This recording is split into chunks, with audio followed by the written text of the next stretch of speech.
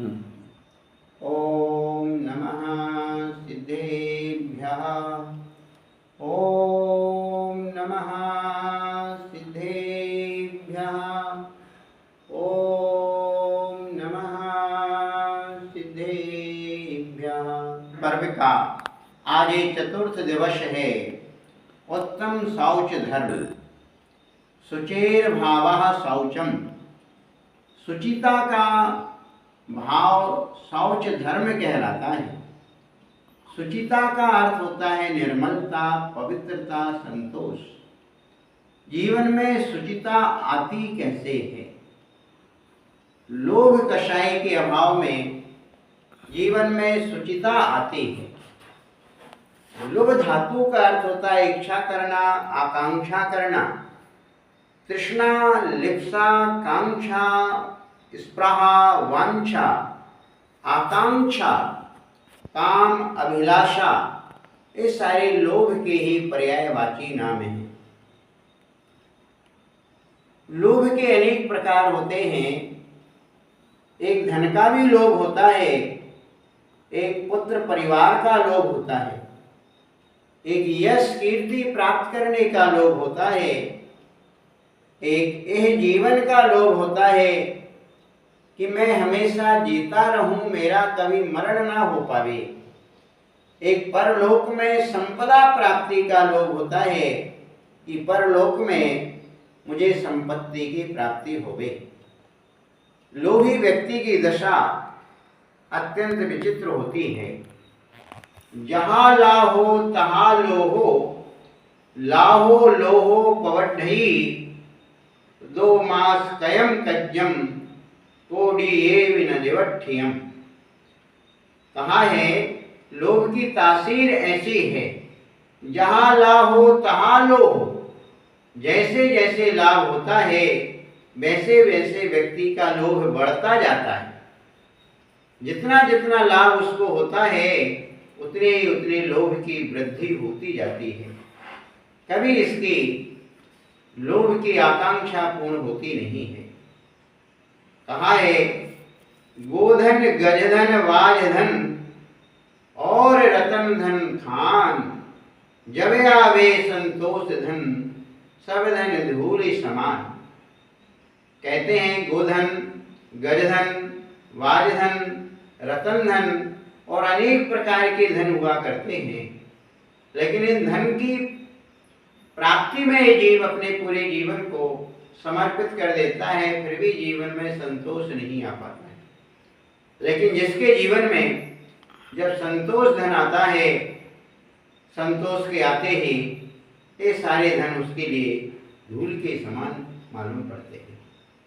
तृष्णा की खाई खूब भरी, पर रिक्त रही वह रिक्त रही।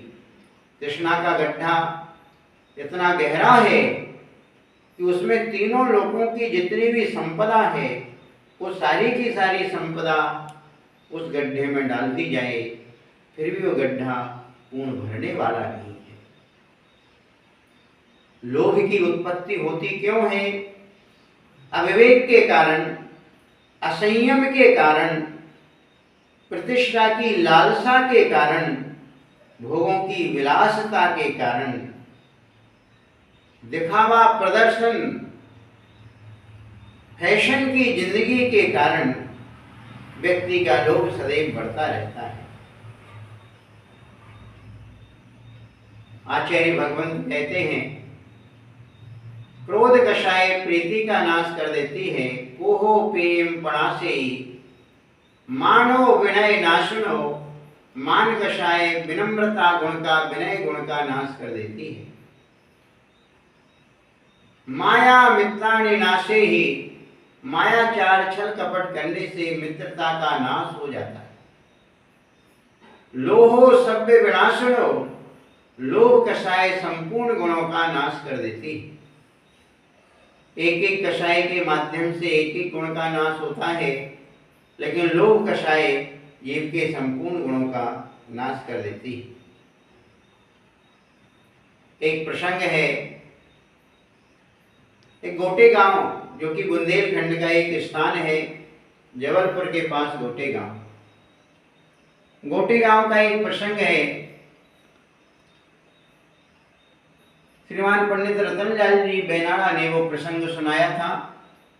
उस गोटे गांव में मुनि श्री प्रमाण सागर जी महाराज, मुनि श्री समता सागर जी महाराज का चातुर्मास हो रहा था। उस चातुर्मास के दरमियान 10 लक्षण पर्व के अवसर पर पंडित रतनलाल जी बेनाड़ा का वहां पर गोटे गांव में जाना हुआ।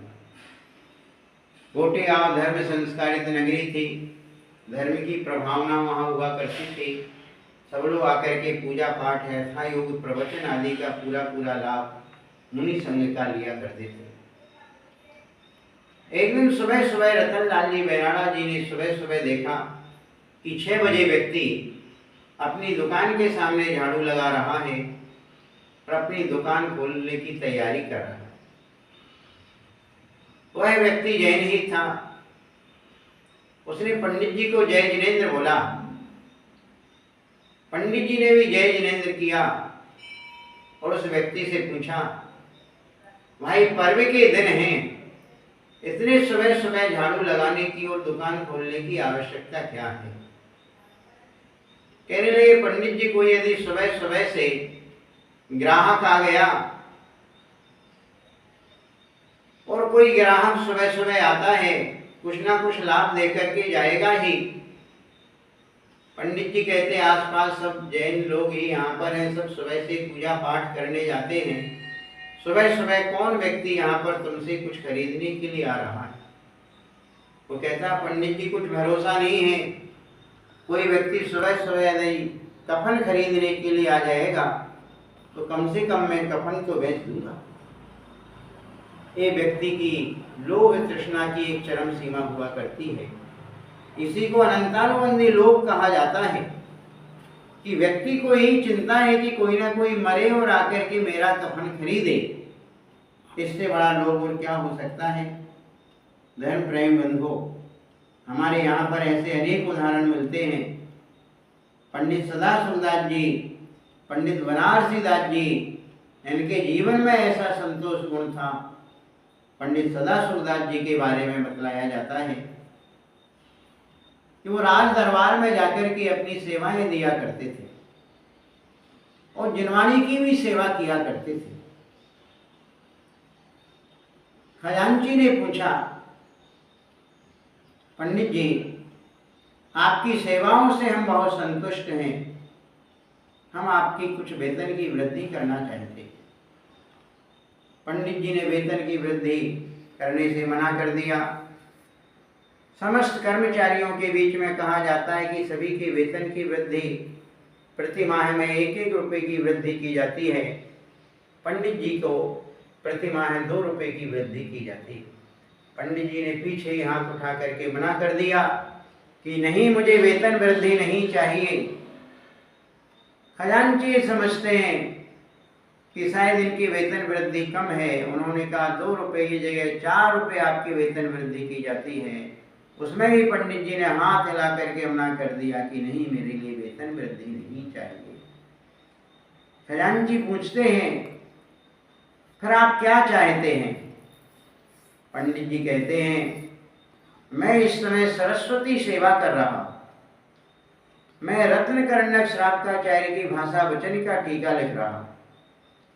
मुझे यहाँ पर सेवा करने के लिए जो आना होता है, अपनी आजीविका चलाने के लिए, मुझे जो प्रति माह 6 रुपये मिलते हैं, 6 रुपये माह से मेरी आजीविका बहुत अच्छे से चल जाती है। लेकिन मुझे जिनवानी की सेवा करने के लिए कम टाइम मिल पाता है। यदि आप मेरी सेवाओं से संतुष्ट हैं तो मुझे जिनवानी सेवा करने का कुछ अवसर प्रदान कर दें, अर्थात मेरी नौकरी में से, मेरी सेवा वृत्ति में से 2 घंटे का समय कम कर दें। खजांची कहते हैं, आपको पूरी वेतन वृद्धि दी जाएगी, आप पूरी तरीके से जिनवानी की सेवा करिएगा, आप यहाँ पर काम करने के लिए नहीं आइएगा। पंडित सदाशिवदास जी कहते हैं, मैं अपने पसीने की कमाई से अपना पेट भरता हूँ। मैं बिना परिश्रम किए आपका एक भी पैसा नहीं लेना चाहता हूँ।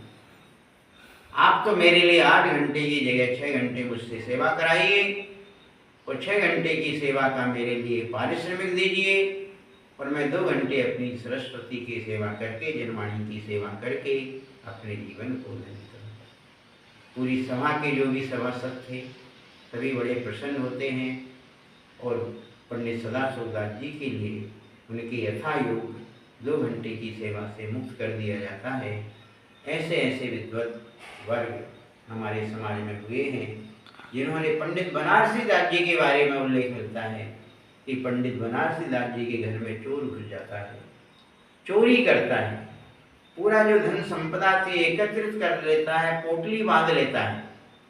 पोटली बांधने के बाद वो पोटली उठाने की कोशिश करता है कि पोटली उठा नहीं पाता है। पंडित बनारसी दास जी अपने पलंग पर लेटे हुए थे, वो देख रहे थे कि चोर आया है। उसने पूरा धन संपदा उसने एकत्रित करके पोटली बांध ली है, लेकिन पोटली उठा नहीं पा रहा है। पंडित जी जाते हैं, अपना हाथ का सहारा देकर के उसकी पोटली उठवा करके उसके सिर पर रखवा देते हैं। वह चोर बड़ा आश्चर्यचकित होता है कि मैंने अनेक स्थानों पर चोरी की, अनेक मालिकों को देखा, उन सबकी आंख बचा करके मैं चोरी करने के लिए घुसता था, लेकिन आज मैं देख रहा हूँ इस घर का मालिक कैसा है जो स्वयं अपने हाथ से पोटली उठवा रहा है और वह दबे पांव वह चोर अपने घर पहुंचता है। वो अपनी माँ से जाकर के कहता है कि माँ, आज मैं ऐसे घर से चोरी करके माल लेकर के आया हूँ जिस घर के मालिक ने ही पोटली को मेरे सिर पर रखवा दिया था। उस चोर की माँ कहती है, बेटा तुम जरूर पंडित जी के घर गए होंगे, यहाँ के नगर के प्रतिष्ठित पंडित जी बनारसी दास जी हैं, उन्हीं के जीवन में ऐसा संतोष हो सकता है, ऐसा गुण संतोष गुण उनके जीवन में हो सकता है। माँ कहती है, बेटा ये पूरे धन की पोटली वापस करके आओ, हम उनके श्रम से कमाए हुए, ईमानदारी का कमाया हुआ धन उसको हम हजम नहीं कर पाएंगे। और वह चोर वापस आता है और पंडित जी के दरवाजे पर आकर कहता है, दरवाज़ा खोलो, मैं पोटली वापस करने के लिए आया। पंडित जी कहते हैं, जब तुमको पोटली वापस करना ही थी तो ले क्यों गए? तुमको ज़रूरत थी इसलिए तो ले गए हो। पैसा मेरा हुआ कि तुम्हारा हुआ, तुम्हारे यदि काम में आया तो मुझे बड़ी खुशी होगी। वह चोर पंडित जी के चरणों में साष्टांग प्रणाम करता है और वो हमेशा हमेशा के लिए पंडित जी का भक्त बन जाता है और कहता है, आज से मैं इस चोरी का मैं त्याग करता हूँ। तनिकी तृष्णा तनिक है, आध पाँव या शेर, मन की तृष्णा अनंत है, लीलन चाहे सुबह। व्यक्ति को जीवन जीने के लिए रोटी कपड़ा और मकान की जरूरत होती है। ये व्यक्ति थोड़ा सा श्रम करके रोटी कपड़ा और मकान की प्राप्ति कर सकता है, लेकिन मन की तृष्णा इस व्यक्ति की इतनी अनंत है कि उसके एक जीवन नहीं अनेक जीवन भी कम पड़ सकते हैं, तो भी मन की तृष्णा पूर्ण हो नहीं सकती है। शौच धर्म हमको शुचिता का पाठ पढ़ाता है, संतोष की शिक्षा देता है कि हमारे जीवन में यदि संतोष गुण आता है तो हमारे जीवन की सारी हापाधापी खत्म हो सकती है। इसी के साथ उत्तम शौच धर्म की जय।